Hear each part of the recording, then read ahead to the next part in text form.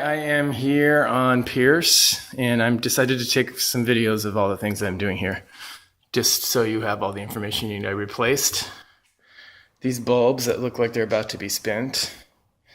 For some reason, I think that the ballast on this one is probably on its last legs, but we'll just see. Everything's working fine now. On to the next thing. I like the little corner stores that sell stuff, the little hardware stores, but they never have the best thing, and this is the only thing they had. It's not what I wanted. But instead of drive, halfway across town to get what I need, we're going to go with this. If you hate it, I'll come back and put on a different one.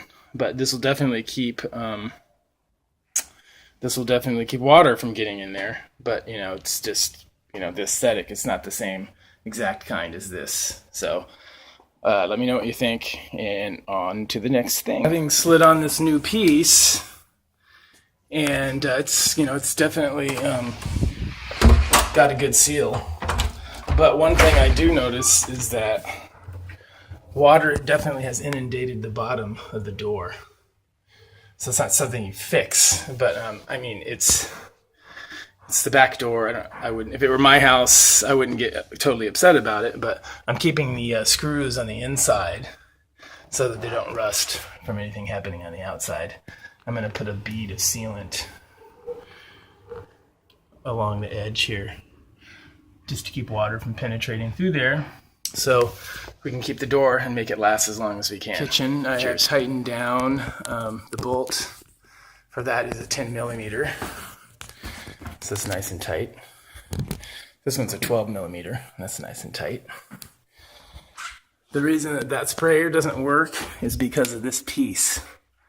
Right here, of course, they do not sell that at the local hardware store. So I'll do a little research and see if I can't find that.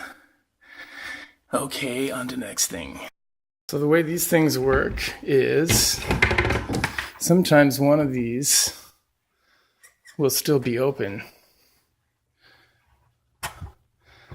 And what you'll be doing is you'll be shutting this, and the other ones will pop open. So they'll need to be in the same position so that you can open and close them.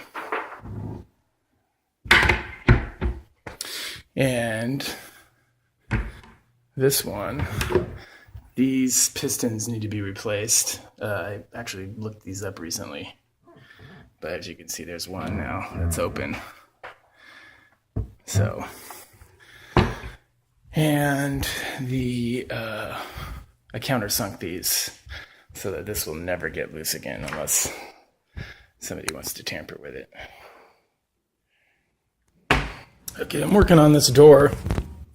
I got it tight, but in the process of working on it, this latch, which is impossible for me to get to without taking this whole door apart, and that's not my forte. Of course, I'm not a door guy, but once this goes in, it doesn't pop out like it's supposed to. I'm not sure why, but I'm gonna put some lubricant on that and see why it's not coming out all the way, because that's kind of a pisser. So I'll do what I can. Otherwise, somebody needs to come in here and figure out how to get this thing to unlatch. It's just really old.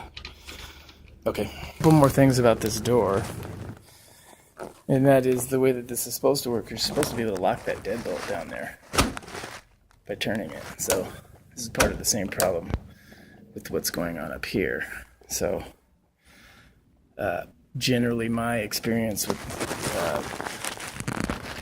matters like this is that there's fatigue in the actual springs and mechanisms inside the latch. So this actually just needs to be replaced. Might as well get new handles. I can give you referrals to two places. One's sort of nearby here, called Warman Security, and then Lock World is the other. And they can take care of doors like this. Okay.